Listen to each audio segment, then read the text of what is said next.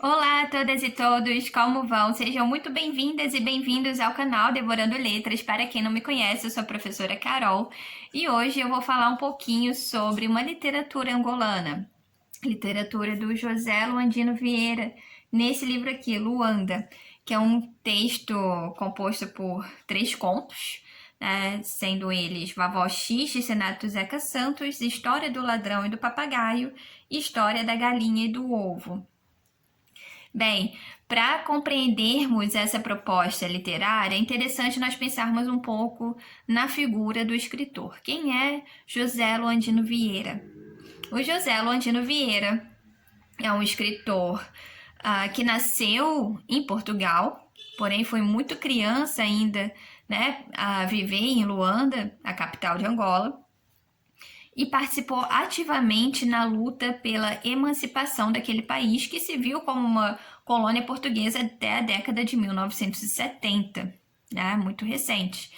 E por lutar ativamente, né, pela independência daquele país, o José Londino Vieira foi preso, né, em muitas ocasiões, ficou preso muito tempo, e durante esse período leu e escreveu muita literatura. Foi nessa época, né, em que ele teve acesso aos textos literários do João Guimarães Rosa, e a partir desse encontro, né, com esse fazer literário, o José Londino Vieira mudou, né, a sua forma de escrever literatura, de compreender a literatura. Porque ele viu na proposta do Guimarães uma revolução. O Guimarães inclui não apenas o imaginário e a paisagem mineira na literatura, ele inclui também aspectos linguísticos, né, daquela região. E a partir daí, né, o que o Londino Vieira passou a propor foi uma revolução, né, que dialoga com essa revolução brasileira na literatura. Então, ele traz aspectos da paisagem angolana, né? E ele traz aspectos culturais angolanos e traz também muito da língua quimbundo, né? É uma das línguas nativas daquele país. Ele faz literatura trazendo aspectos de uma narrativa primordial, né? Própria da narrativa popular, né? Quem não conhece aquelas narrativas de Era uma Vez, né, num palácio muito distante, ele traz aspectos dessa narrativa primordial em diálogo, né, com avanços da literatura moderna, como, por exemplo, né, o discurso indireto livre, né, em que há essa mudança do foco narrativo muito rápida, né, da personagem para o narrador, do narrador para a personagem, né, acelerando o ritmo, em um diálogo com a proposta cinematográfica, né, que muda o ângulo daquilo que está sendo narrado. Então há tudo isso, né, nas narrativas do José Luandino Vieira. Nesse livro aqui, em específico, nós temos, inclusive, né, a epígrafe da obra está escrita em quimbundo, na sua forma original. A tradução, né, para o português, mas na forma original está escrito em quimbundo. E o que está escrito?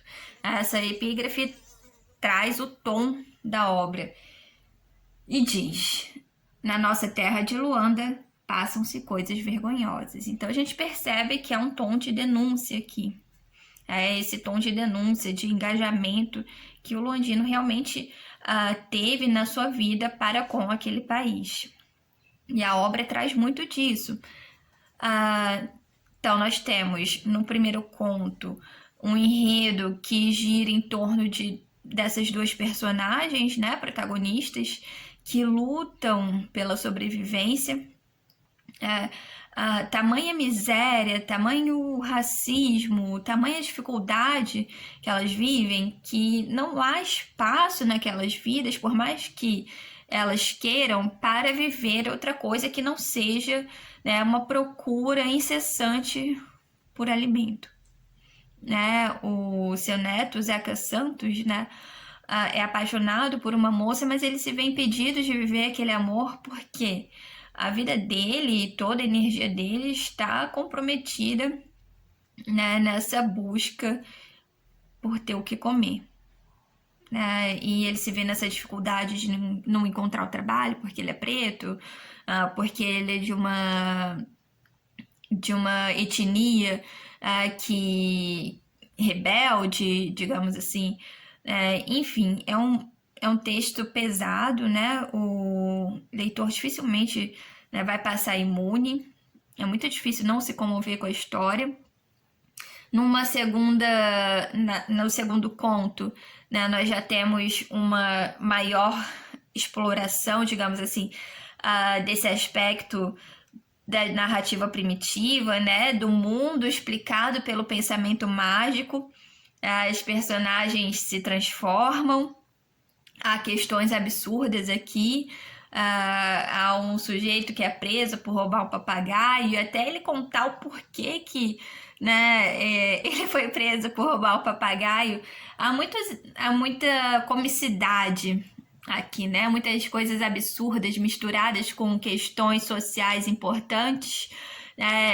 O aspecto regional é explorado no sentido de aproveitar a potencialidade da paisagem, né, para configurar uma metalinguagem dessa literatura, né? Nós temos a figura do cajueiro, né, tão presente naquele cenário, utilizada, potencializada, né, nesse aspecto simbólico, né, da narrativa, falando da própria narrativa. Essa é uma narrativa que há vários pontos, né, de um único núcleo surge muitas histórias diferentes. É uma confusão danada nesse segundo conto. Assim como no Cajueiro, é difícil a gente encontrar qual é a origem, né? Qual é o galho principal daquele cajueiro.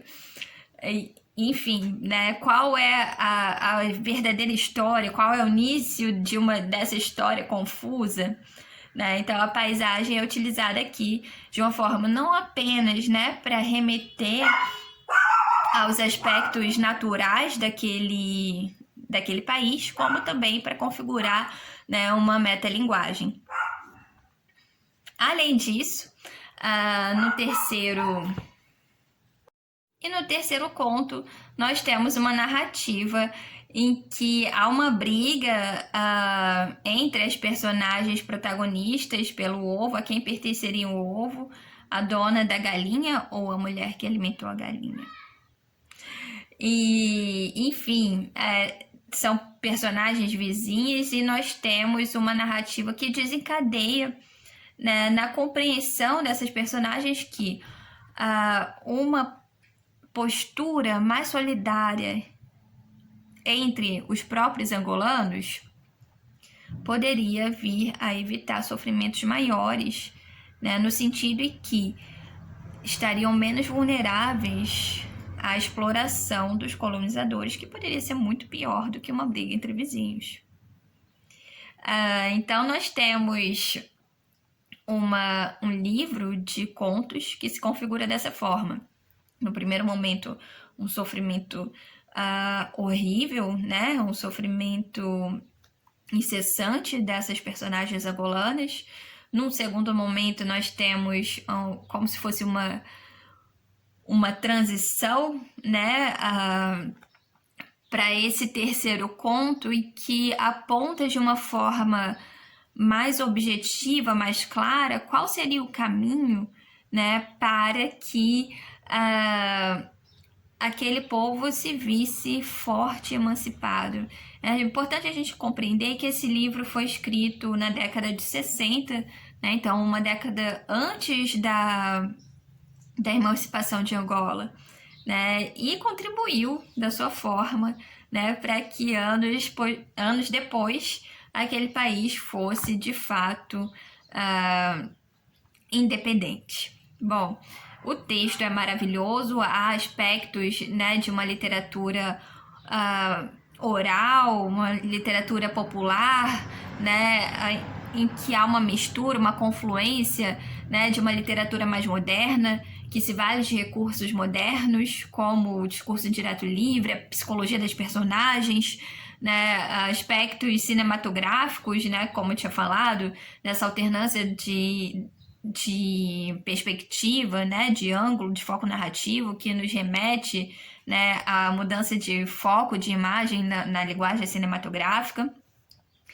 Essa revolução de trazer também o quimbundo junto à língua portuguesa, né, e aspectos culturais, né, de Angola e aspectos paisagísticos também, além de uma proposta muito rica, né, de uma meta-literatura. Então, queria sugerir para vocês, para quem não conhece ainda, conheça essa literatura maravilhosa do José Luandino Vieira. Um beijo a todas e todos e até a próxima.